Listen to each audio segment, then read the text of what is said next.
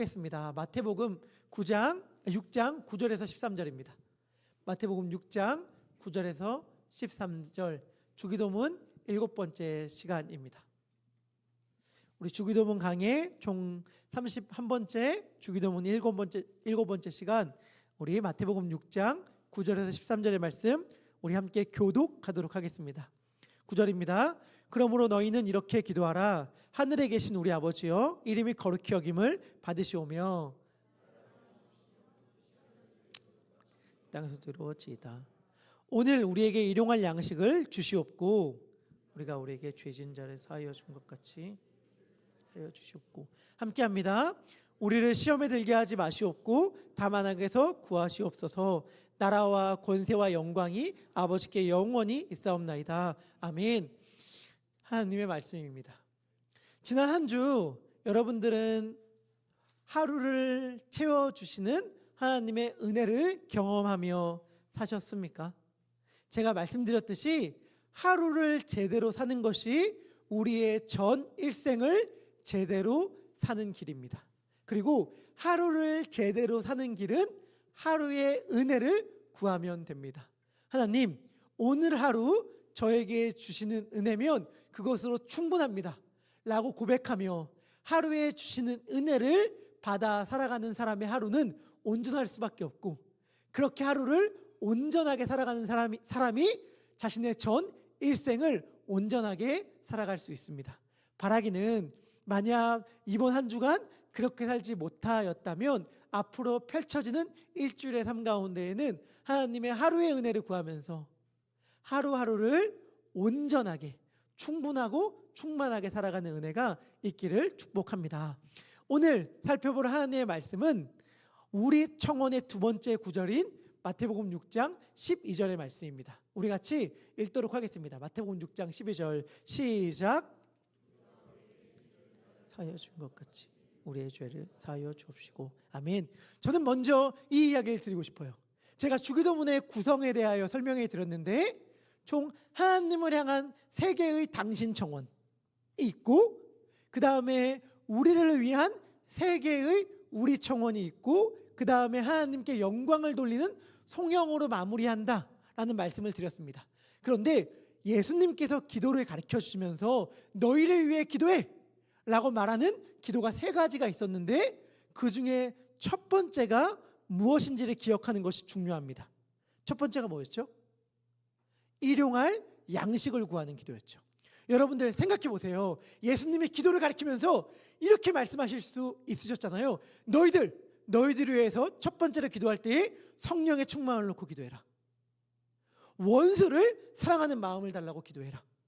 혹은 다니엘처럼, 에스더처럼 일사각오의 믿음을 달라고, 죽음을 각오한 믿음을 달라고 기도해라 라고 하는 것을 첫 번째로 알려줄 수 있었을 텐데, 예수님이 알려주신 첫 번째 기도는 뭐예요?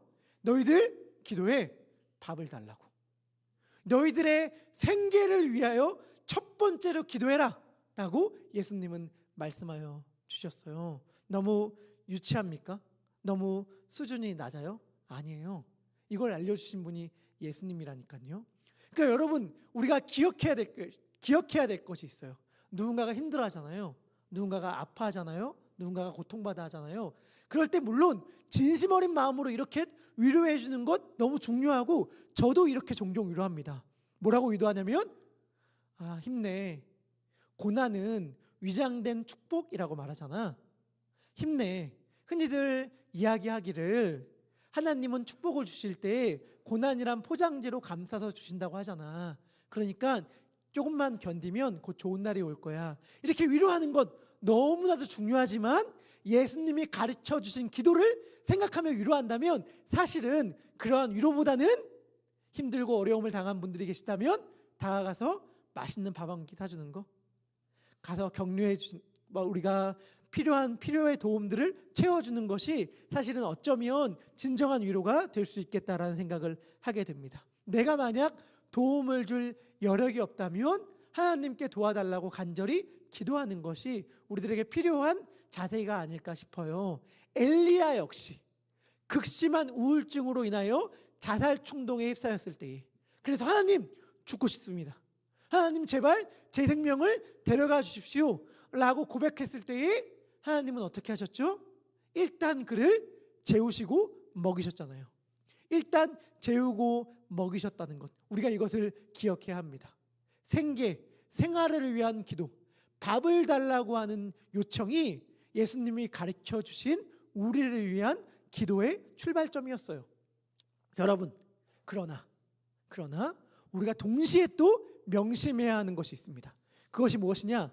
가장 필수적인 것, 가장 기초적인 것, 가장 기본이 되는 것이 가장 중요하고 소중하고 귀중한 것이라고 할 수는 없다는 사실입니다. 뭐라고요? 다시요. 가장 기초가 되고 가장 필수적인 것이 가장 중요하고 가장 소중한 것이 될 수는 없다라는 거예요. 무슨 말일까요? 이렇게 이해하시면 좋습니다. 인간이 살아갈 때에 숨쉬기는 필수적이죠. 숨을 쉬는 건 너무나도 필수적이고 숨을 쉬지 못한다면 인간은 살 수가 없어요. 그렇다고 해서 이렇게 주장하는 사람은 없습니다. 인간에게 숨 쉬는 것이 가장 필수적인 요소이니 숨 쉬는 것이 가장 중요하고 이제부터 너희의 삶의 목적은 숨쉬기다. 그러니 너의 모든 에너지와 너의 모든 역량을 다 동원하여서 어떻게 하면 숨을 더 잘 쉴 수 있을 것인지를 연구하고 그 숨쉬기를 위하여 최선을 다하고 그 숨쉬기를 너의 인생의 목적으로 삼아라. 이렇게 말하는 사람은 아무도 없어요.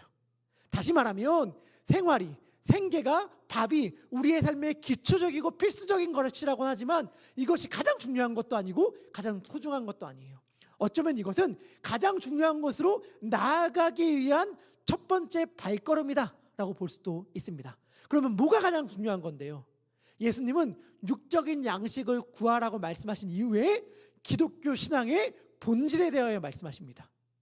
예수님이 말씀하시는 기독교 신앙의 본질은 뭐냐면 용서예요. 용서. 여러분, 예수님께서 기도를 가르쳐 주실 때에 먼저 사랑을 이야기할 수 있었을 거예요. 공의, 정의, 믿음, 소망 이런 것들을 이야기할 수 있으셨을 거예요.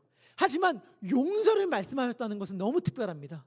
용서가 그만큼 기독교 신앙에서 특별하고 본질적인 것이기 때문에 그런데 용서가 특별한 이유는 뭐예요? 밖에서 세상 사람들이 너무 싫어한다는 것에 있죠. 무슨 말이냐? 기독교가 주된 가치로 여기는 사랑, 자비, 선행, 희생, 양보 이러한 것들은 예수님을 안 믿는 사람들, 모르는 사람들도 다 동의하고 공감하는 귀한 가치들입니다. 하지만 용서는 달라요. 용서는 고대 사회에도 그렇게 칭송받는 덕목은 아니었다고 해요. 그런데 오늘날 이 시대의 용서는 그것보다도 훨씬 더 부정적이죠.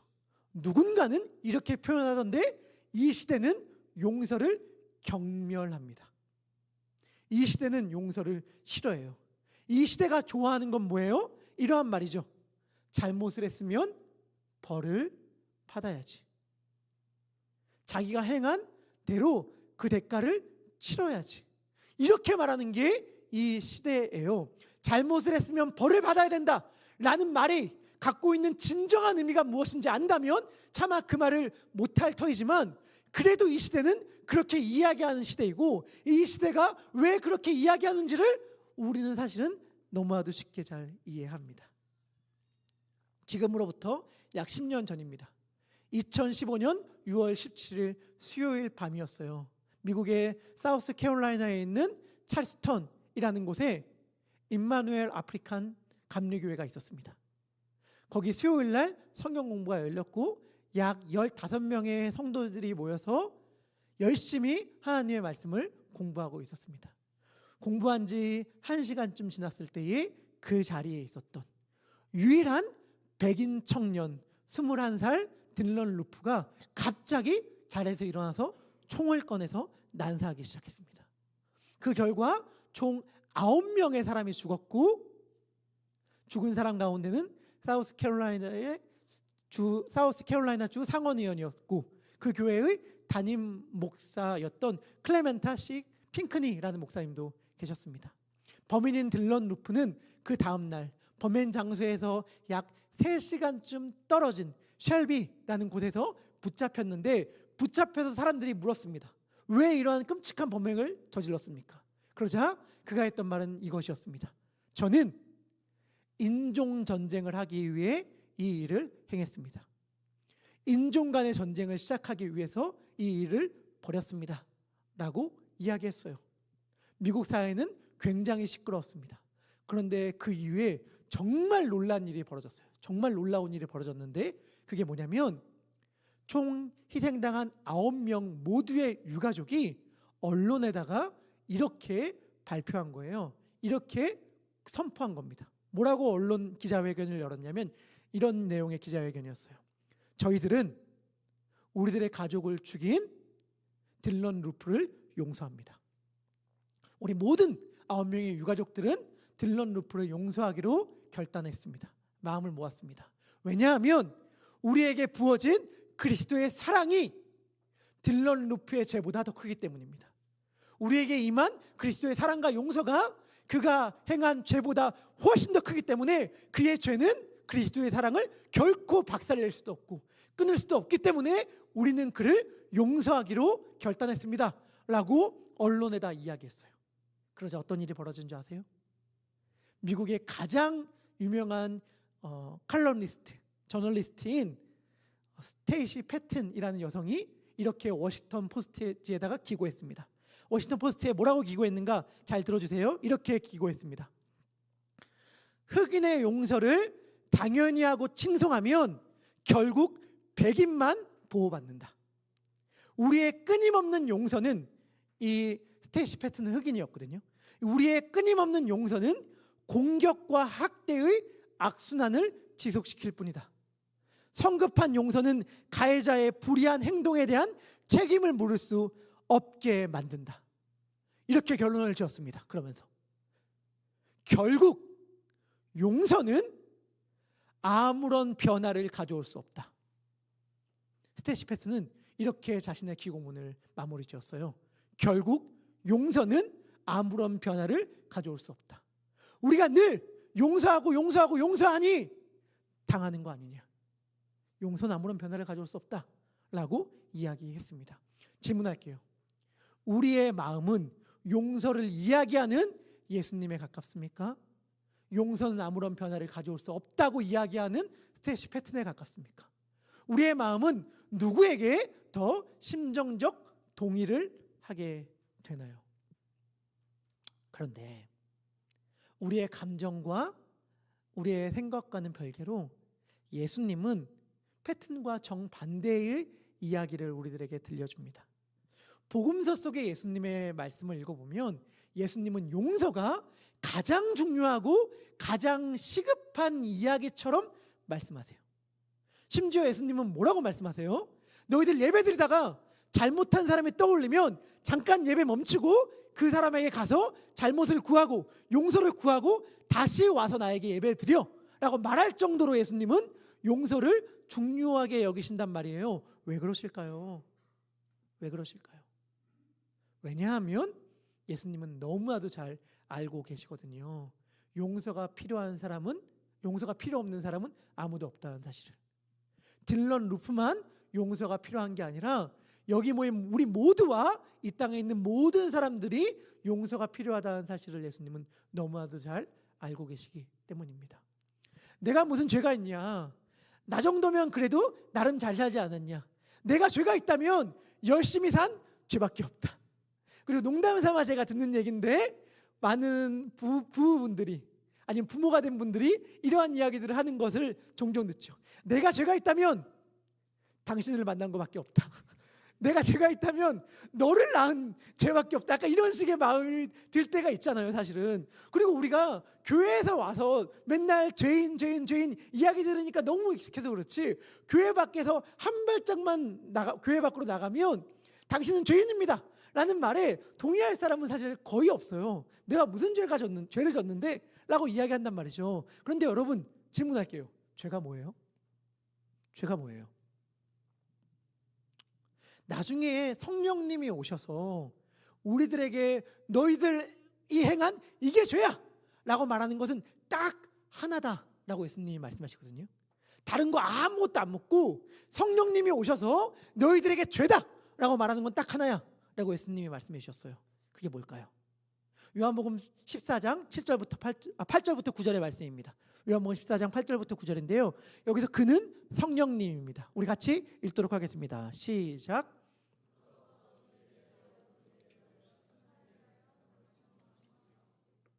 죄에 대하여라 함은 그들이 나를 믿지 아니함이요. 아멘. 죄가 뭐래요?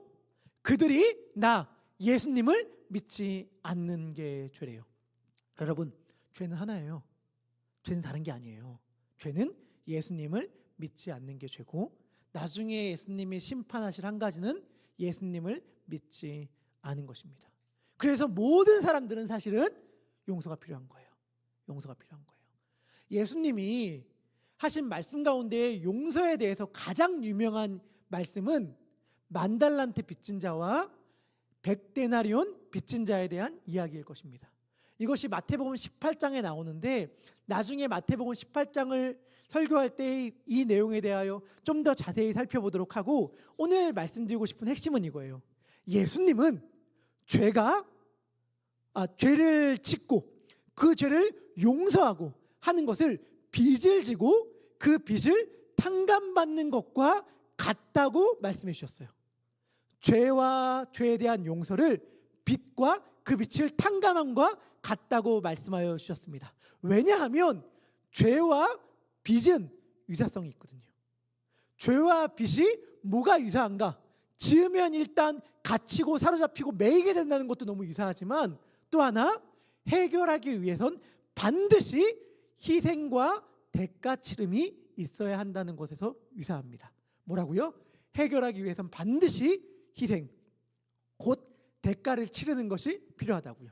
여러분, 많은 설교 가운데 드려봤겠지만 흔히 예수님의 이야기 가운데 나오는 10,000달란트를 빚졌다라고 말하는 것을 예수님의 수사법, 말하는 기법, 그 중에서도 과장법으로 설명합니다. 당시에 유대 전 지역에서 거쳤던 세금이 얼마일까를 기록한 문헌이 있거든요. 주전 4세기에 예수님 당시에 이스라엘 전 영토의 60에서 70%를 차지하는 지역이 유대, 사마리아, 이두메 이런 지역이었는데, 이 지역은 알짜배기 땅이에요. 그러니까 세금을 많이 내는 땅이었거든요. 이 지역에서 1년간 내는 세금이 600달란트였어요. 그러면 10,000달란트가 얼마나 큰 금액인지 어느 정도 생각이 감이 잡히시나요? 감이 안 잡힐 것 같아서 제가 한번 이것저것 물어봐서 파악해봤습니다. 물어봤다는 것은 AI에게 물어보고 그래서 파악했습니다. 그래서 어떻게 물어봤냐? 너무 제 수준으로 물어봤어. 근데 제 수준인데 여러분들도 좋아할 만한 제 수준으로 물어봤어요. 예수님 당시 화폐 비용으로 1데나리온이 하루 노동자의 일당이거든요. 이거를 오늘날 미국의 노동자가 하루 얼마 버는지를 평균 소득으로 계산해 봤습니다.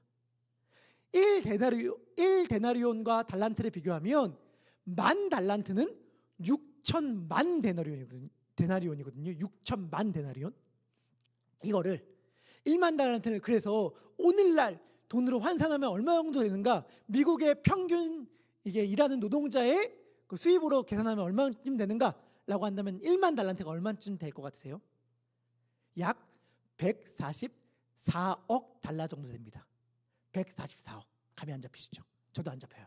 그 돈이 있어 본 적이 없어가지고. 그래서 제가 이렇게 계산해 봤어요.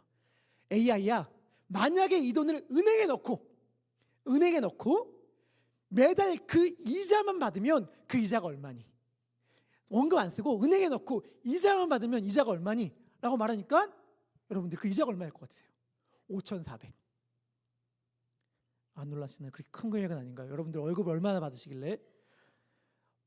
매달이에요. 매달 받는 이자가 5,400만 달러. 5,400달러가 아니라 5,400만 달러.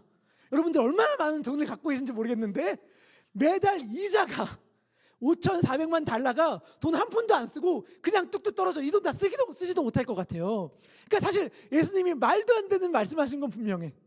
근데 말도 안 되는 말씀하신 건데 사실 이거는 예수님이 이 돈 다 계산해봐라, 환산해봐라 하시고 알려준 게 아니에요. 당시에 사람들이 갖고 있던 숫자 단위 중에 가장 큰 게 만이었고, 화폐 단위 중에 가장 큰 게 달란트였기 때문에 이 만과 달란트를 합쳐서 너희들이 상상할 수 있는 가장 큰 금액을 떠올려라 라고 하신 셈이거든요. 그런데 여러분 그거 아세요? 10,000달란트를 임금이 탕감해줘요. 탕감해줬다는 말이 뭘까요? 나에게 돈 안 빌린 셈 칠게. 나에게 이제 너 그런 일 없었다 라고 이야기하는 게 탕감일까요? 아니에요, 여러분. 10,000달란트를 임금이 탕감해줬다는 말의 의미는 임금이 그 값을 대신 치렀다는 거예요. 그 돈이 그냥 없었던 일이 아니라 임금이 대신 그 값을 치러줬다는 것입니다. 제가 미국에 온 지 얼마 안 됐을 때입니다. 저희 사촌 누나가 있는데 얼바인에 살거든요. 제가 얼바인으로 왔잖아요. 미리 와서 얼바인에 사신 사촌 누나가 있었습니다. 친하게 지냈지만 그렇게 친하게 지내긴 좀 어려웠어요. 왜냐하면 누나인데 저희 장모님보다도 나이가 많으시거든요. 누나란 말이 안 나와. 특히 여기 누나의 남편분 형님을 보면 말이 안 나와요. 호칭이 안 나와서 어떻게 말하기가 애매하더라고요. 여하튼간 누나의 집에 놀러 갔는데 그때는 둘째가 태어나기도 전이고 첫째가 어렸을 때거든요. 집에 가니까 집에 거실에 장식장 진열대가 있고 골프를 좋아하셔서 그 진열대에 골프에서 받은 이렇게 크리스탈로 된 트로피들이 막 이렇게 세워져 있었어요. 와, 골프 잘 치시는구나 생각을 하고 있었는데 우리 첫째 아이가 그때 너무 어렸거든요. 그 집을 막 뛰어다니는 거예요. 난 불안했고 또 불안한 이유는 이걸 불안해하는 누나의 눈빛이 느껴져서 불안했어요. 그러니까 막 뛰어다니면서 막 진열대를 치고 막 건드려서 깨트릴 것 같은 거예요. 그래서 막 저도 불안해하는데 아니나 다를까 막 그 진열대로 달려가는 겁니다. 그래서 제가 아니 뛰지 마. 그러면 다쳐라고 하면서 제가 자리에서 벌떡 일어나서 달려가서 우리 아이를 잡았는데 불사 아이는 문제가 없었습니다. 달려가다 제가 넘어졌어요. 제가 달려가다가 넘어져가지고 자빠지면서 진짜 자빠졌다는 표현이 딱 맞아. 자빠지면서 발로 진열대를 걷어찼어요. 그래서 거기에 트로피들이 우르르 쏟아졌고 그래서 깨졌습니다. 그래서 우리 아들은 문제가 없습니다. 제가 늘 문제인데 하여튼간 깨졌어요. 근데 당연한 얘기지만 당연하지 않을 수도 있는데 누나가 뭐라고 했겠어요? 괜찮아. 괜찮아 이렇게 말했죠. 괜찮아 이렇게 말했죠. 괜찮다는 건 뭐냐면 저를 용서해 준다는 거 아니겠습니까? 용서해 준다. 여러분 근데 용서했다고 해서 그리 없던 일이 됩니까? 용서했다는 건 뭐냐면 그 트로피가 깨진 것에 대해서 누나가 해결하겠다는 거죠. 수리를 하든 아픈 마음을 이렇게 감싸고 끌어안으면서 슬퍼하고 속상해하든 간에 그것을 누나가 감당하겠다는 것이지 그 일이 없던 일이 된다는 게 아니잖아요. 다시 말하면 그렇게 생각한다면 예수님의 10,000달란트 비유는 과정법이 절대 아니죠. 아니 오히려 그 반대죠. 축소법이죠. 왜요? 이것은 인류의 죄를 용서하는 것에 대한 비유인데 하나님께서 우리의 죄를 용서하기 위하여서 치르셨던 값이 뭐였는데요? 자신의 하나밖에 없는 아들 예수 그리스도를 십자가에 달려 죽게 한 거 아니겠습니까? 그것이 어떻게 10,000달란트 144억과 비교할 수 있겠습니까? 144억을 곱한다고 해도 비교할 수 없는 어마어마한 값을 치르고 예수님은 우리를 용서하신 것이죠. 우리 모두는 다 그 은혜 위에 그 아버지의 대신 탕감하신 그 용서 위에 서 있는 자들입니다. 오늘 예수님께서 가르쳐 주신 기도도 마찬가지입니다. 누가복음의 평행 본문에선 예수님이 죄를 언급하실 때 그 죄는 우리들이 다 한 번씩 들어왔을 익숙한 단어, 관역을 피한 화살, 관역에 맞지 않는 화살이라는 의미를 담고 있는 하마르티아예요. 하지만 오늘 마태복음에서 예수님께서 죄를 말씀하실 때 사용하셨던 단어는 빚입니다. 빚. 채무를 의미하는 단어예요. 그러니까 이 예수님의 기도를 문자적으로 번역하면 이렇습니다. 우리가 우리에게 빚진 자를 탕감하여 준 것처럼 우리의 빚을 탕감하여 주시옵소서. 우리가 우리에게 빚진 자를 탕감하여 준 것처럼 우리의 빚을 탕감하여 주옵소서 라고 하는 기도가 오늘 우리가 읽은 주기도문의 기도입니다. 물론 이것은 금전적인 채무를 가리키는 것은 아닐 것입니다. 죄를 빚으로 표현하는 것인데 왜 그렇다고요? 죄가 빚과 유사한 성격이 있기 때문이라고요. 무슨 성격? 대가 치름이 필요하다고.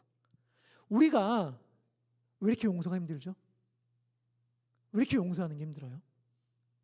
용서란 얘기만 들어도 우리들의 마음이 왜 이렇게 답답해지고 좁아지고 무거워지고 버거워지죠? 왜요? 용서는 그냥 말로 하는 게 아니거든요. 용서에는 분명한 대가 치름이 있거든요.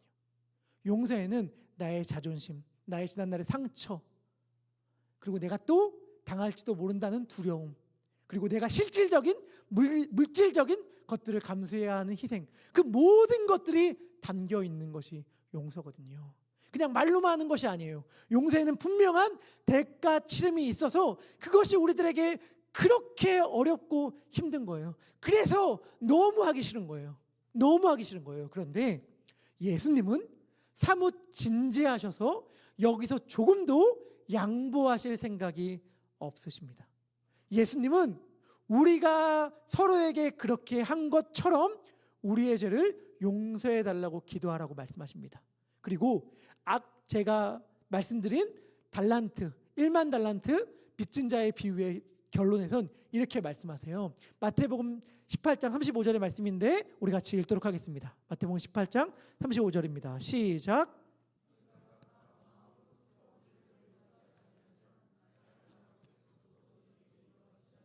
아멘. 이 말을 우리는 무겁게 들어야 합니다. 각각 마음으로부터 형제를 용서하지 아니하면 하늘 아버지도 우리를 용서하지 않을 거라고 예수님은 말씀하여 주셨습니다. 근데 여러분, 질문해 볼게요. 이 말의 의미가 뭘까요? 우리가 용서해 줘야만 용서받는다? 다시 말하면 우리가 누군가를 용서하는 행위, 우리의 노력으로 우리가 구원을 받는다? 우리의 구원과 용서받음이 우리에게 달려있다? 이러한 뜻일까요? 이러한 말씀이 아닌 것은 분명하죠. 그렇다면 예수님은 어떠한 의미로, 어떠한 의도로 이러한 말씀을 하셨을까요? 제가 너무나도 사랑하는 야고보서를 보면 이러한 말씀이 나옵니다. 야고보서 2장 12절부터 13절인데요. 우리 같이 읽어보도록 하겠습니다. 이 말씀도 읽겠습니다. 시작. 심판을 받을 자처럼 말도 하고 행하기도 하라. 긍휼을 행하지 아니하는 자에게는 긍휼 없는 심판이 있으리라. 긍휼은 심판을 이기고 자랑하느니라. 아멘. 여기서 자유의 율법은 복음, 예수님을 믿음으로 구원받는다는 것을 가리킵니다. 야고보 사도는 이야기해요. 너희들은 이 복음대로 예수님을 믿으면 구원받는다. 이 복음대로 심판받을 자처럼 말도 하고 행동도 해라. 그러함으로 너희의 말과 너희의 행동으로 너희가 무엇을 믿는지를 보여줘라. 예수님은 이렇게 말씀하시는 셈이죠. 다시 말하면 용서라는 게 무엇인가? 용서는 내가 구원을 받고 용서를 받는 조건이 아니라 내가 무엇을 믿고 있는지를 보여주는 신앙 고백인 것입니다. 우리가 누군가를 용서할 때 예수님은 이렇게 말씀하십니다. 우와, 너 정말로 나를 믿고 있구나. 복음을 믿고 있구나. 너가 어떠한 은혜를 받았는지를 믿고 있고 너가 어떻게 구원을 받는지를 알고 있구나. 너희가 지금 그런 행동으로 너의 믿음을 보여주고 있구나. 예수님은 말씀하실 거예요. 그런데 우리가 만약에 누군가를 용서하지 않는다면, 용서하지 않으면서 이렇게 말한다면, 나는 정의로운 사람이야. 나는 행한 대로는 꼭 갚는 사람이야. 나는 억울한 건 못 참아.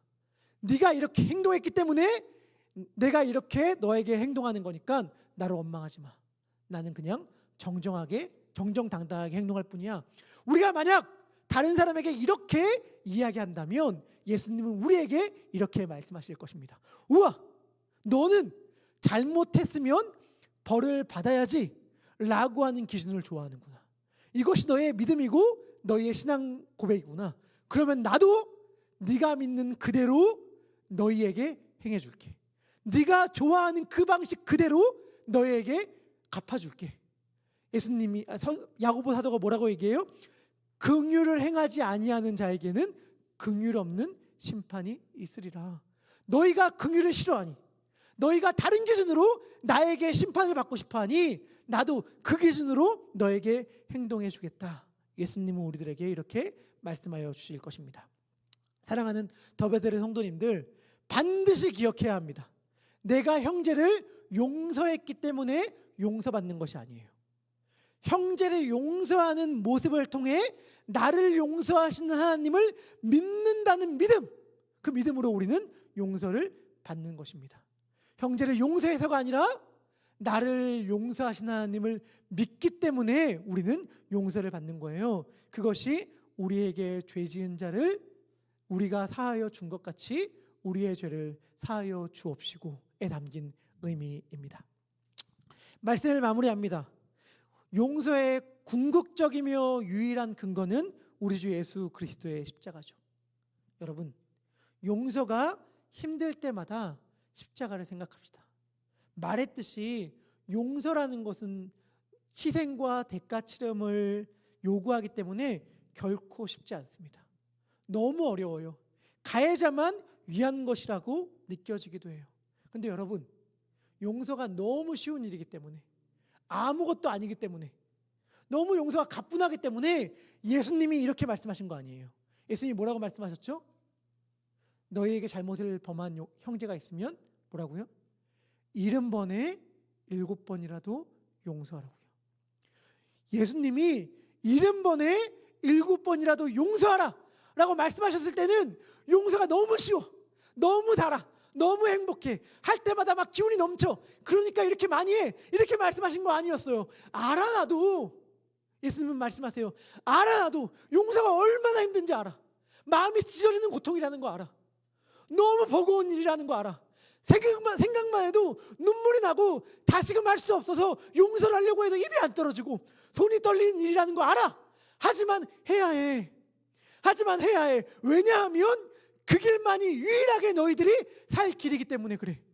그것만이 유일하게 너희가 붙잡을 수 있는 소망이기 때문에 그래. 그 어떠한 절망적인 상황이 너희들 앞에 펼쳐진다 하더라도 너희들이 소망을 가질 수 있는 유일한 이유, 예수 그리스도가 십자가에서 우리의 죄를 용서하여 주셨다는 것, 그것이 너희들의 유일한 소망의 근거이기 때문에 너희들이 그 근거를 붙잡기 위해서는 용서해야 돼. 예수님은 이렇게 말씀하시는 것이죠.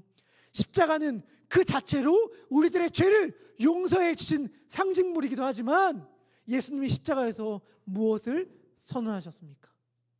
예수님이 십자가에 달리셔서 마지막으로 가쁜 숨을 내쉬면서 외쳤던 그 말씀은 뭐였죠? 용서였죠. 용서.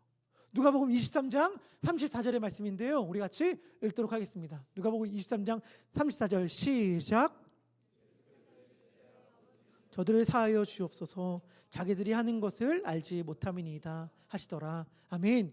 예수님의 이 용서의 고백으로 인하여, 예수님의 십자가의 용서로 인하여 만 달란트와는 비교할 수 없는 하나님의 대신 값치르심 탕감에 의하여 우리가 오늘 이 시간 여기에 있을 수 있는 거예요. 여러분, 용서가 힘듭니까? 맞아요. 힘들어요. 하지만 그때 십자가를 바라봅시다. 십자가에서 우리들의 죄를 용서해 주신 예수님을 생각합시다. 그리고 그 예수님을 믿는다는 고백으로 용서합시다. 나에게 눈물을 흘리게 한 사람, 아픈 마음, 도무지 지울래야 지울 수 없는 상처를 준 것 같이 여겨지는 그 사람을 향하여 용서를 베풉시다. 오직 그 길만이 우리들이 구원받을 수 있고 용서받을 수 있는 유일한 길입니다. 십자가를 붙잡읍시다. 우리 그러한 마음을 가지고 함께 찬양했으면 좋겠습니다. 주님, 우리가 받은 은혜를 기억하며 잊지 않으며 우리들의 온 마음을 다하여 주님 앞에 찬양하며 믿음의 고백을 하기를 원하오니 우리들의 마음을 받아주시고 이 사랑을 기억하고 받고 알아가는 자로 행하게 하여 주시옵소서. 우리 함께 찬양하겠습니다.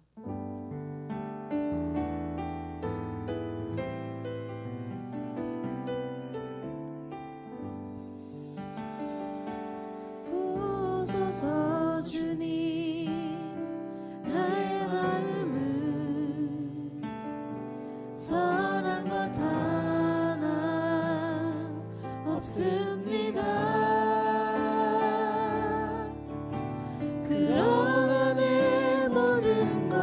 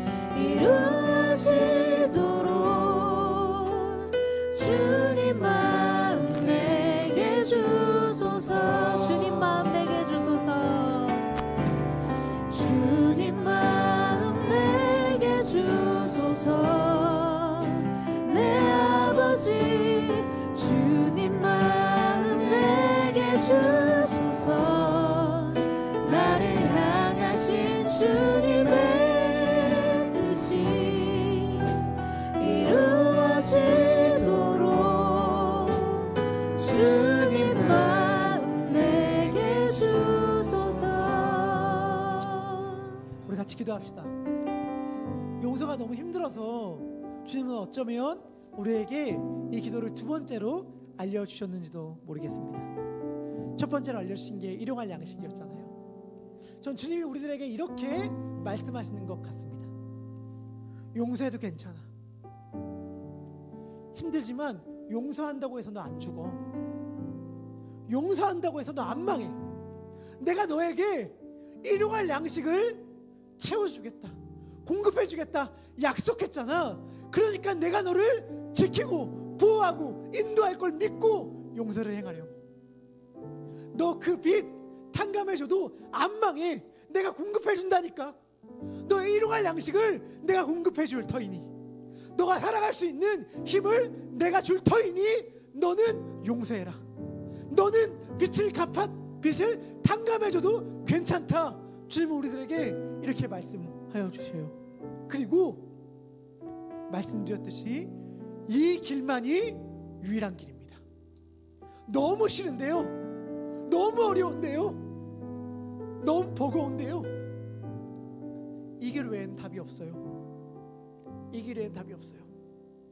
여러분, 그가 행한 일에 합당한 보응을 받게 되는 그 순간 우리도 긍휼 없는 심판을 받을 수밖에 없습니다. 긍휼 없는 심판에서 구원을 얻을 수 있는 자는 아무도 없어요. 아무도 없어요. 우리 모두는 다 긍휼이 필요한 자입니다. 용서가 필요한 자입니다. 주님, 우리는 용서가 필요합니다. 예수님의 용서가 필요합니다. 그 용서만이 우리들에게 유일한 소망입니다. 그러한 믿음의 고백을 다른 사람을 용서함으로 주님 앞에 올려드리겠습니다. 이러한 믿음의 기도, 결단의 기도를 주님 앞에 드리도록 하겠습니다. 우리 함께 기도하겠습니다. 하나님 아버지, 용서라는 말이 왜 이렇게 어려운지요, 왜 이렇게 버거운지요, 왜 이렇게 쉽지 않은지요, 왜 이렇게 입이 안 떨어지는지요. 그런데 주님, 어쩌면 이렇게 우리들의 입이 안 떨어지기 때문에 주님께서 먼저 우리들의 입을 벌려 먹을 것을 넣어주셨는지도 모르겠습니다.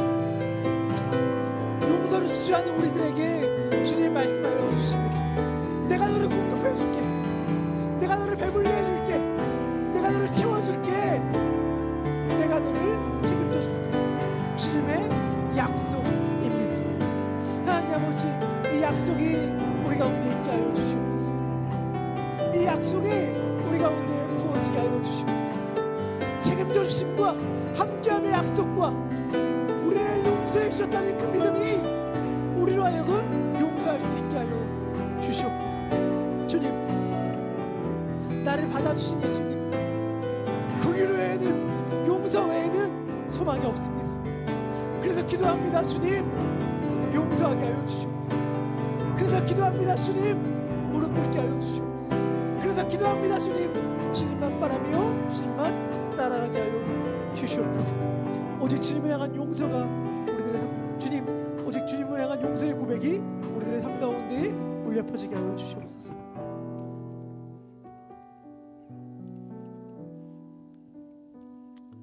주님, 용서가 어렵습니다.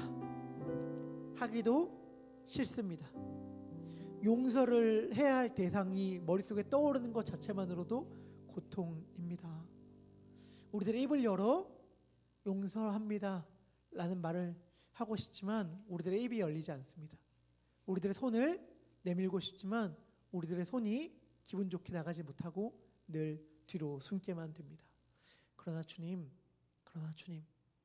용서하지 않으면 길이 없습니다. 용서하지 않으면 소망이 없습니다. 용서하지 않으면 우리도 용서하지 않는 심판이 임할 것이기 때문에 그렇습니다.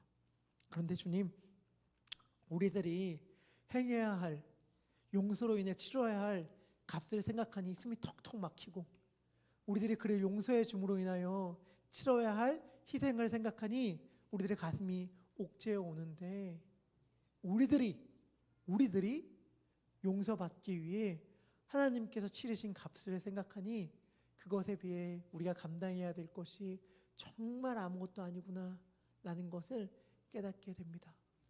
우리를 용서하시기 위하여 자신의 하나밖에 없으신 아들 예수 그리스도를 십자가에 달려 죽게 하신 그 아버지의 사랑을 떠올립니다.